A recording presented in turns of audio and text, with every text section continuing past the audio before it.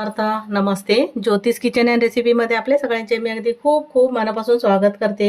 उन्हाळ्याच्या दिवसामध्ये आपण नेहमी दही ताक बनवतो, लस्सी बनवतो.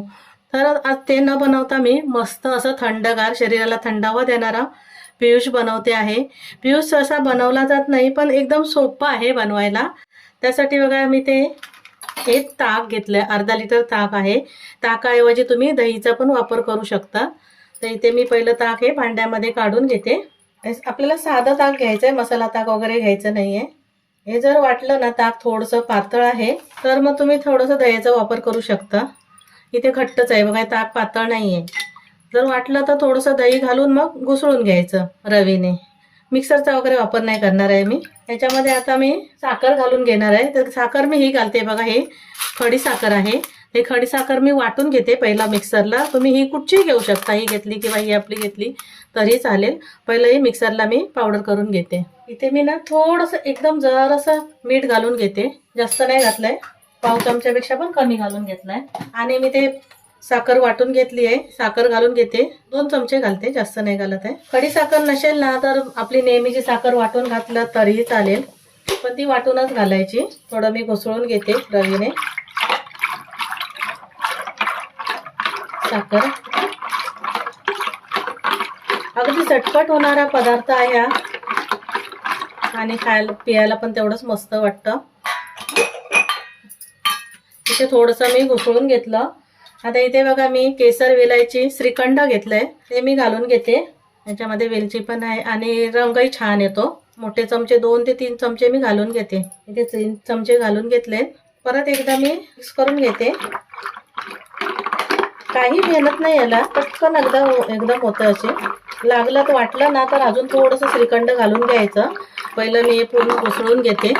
जेव्हा उपवास असेल तेव्हा हे मस्त पोटाला थंडावा देणारा असं बनवू शकतो आपण, किंवा आता मुलांना बाहेरून आल्यावर असं बनवून ठेवायचं आणि थंड थंड यायचं मस्त असं पियुष. तुमच्याकडे केसर असेल तर थोडंसं दुधामध्ये केसर घालून असं तुम्ही पाण्यामध्ये किंवा दुधामध्ये थोडंसं केसर घालायचं, त्याने रंग पण छान येतो केसरमुळे. इथे आता थोडंसं मी घुसळून घेतलं, अजून थोडं घालते 1 चमचा. मी इथे बघा अजून 1 चमचा घालते. त्याच्यामुळे मी साखर पण कमी घातली, 2 चमचा एवढी. श्रीखंड पण गोड असतं त्याच्यामुळे साखर थोडी कमी घालून द्यायची. इथे थोडी वेलची पावडर घालते आणि हे जायफळ आहे थोडंसं किसून घालते मी. इथे बघा वेलची आणि जायफळ घातलं, परत थोडंसं श्रीखंड घातलं आणि परत थोडंसं घुसळून घेते. आपण दही घेतलं ना तर थोडंसं घट्टच ठेवायचं, जास्त पातळ पण नाही करायचं ताक असं. तुमच्याकडे श्रीखंड घरी केलेलं असेल ते घातलं तरी चालेल, किंवा विकतचं आणून घातलं तरीही चालेल. इथे बघा 5 मिनिटात ही आपली रेसिपी तयार झाली आहे. मस्त थंड थंड एकदम कोलकोल अशी पियुष. ते आपला हा पियुष तयार झाला आहे. तर मी काय करते, ग्लासामध्ये काढून घेते. एकदम बघा पातळ पण नाही आहे आणि घट्ट सरस आहे. थंड करायचं आणि नंतर मग पियायचं फ्रीजमध्ये ठेवून. मी एका ग्लासामध्ये काढून घेते. आता इथे मी काचेचा ग्लास घेतलाय, पियुष घालून घेते त्यामध्ये. एकदम झटपट होणारं आहे. दही असेल तर दहीचं करायचं किंवा ताक आणायचं आणि ताकाचं करायचं. इथे 3 ग्लास मी भरून घेतले. थोडेसे वरून पिस्ता आणि बदामचे काप घालून घेते, जास्त पण नाही घालायचे, एकदम थोडेसे. बाकी आपण वेलची तर घातली आहे, केसर वेलायचीचं श्रीखंड. इथे पिस्ता आणि बदामचे काप घालून घेतले. थोडंसं मी एक गुलाबाची पाकळी ठेवायची तर ठेवा, नाही ठेवलं तरी छान आहे. इथे बघा मस्त आपलं थंडगार असं पियुष तयार झालं आहे. आपण कधी सहसा पियुष बनवत नाही, तेव्हा तुम्ही एकदा नक्की बनवून बघा पियुष रेसिपी.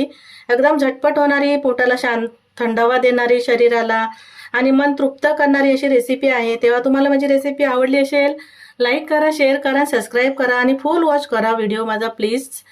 आणि थँक्यू, धन्यवाद.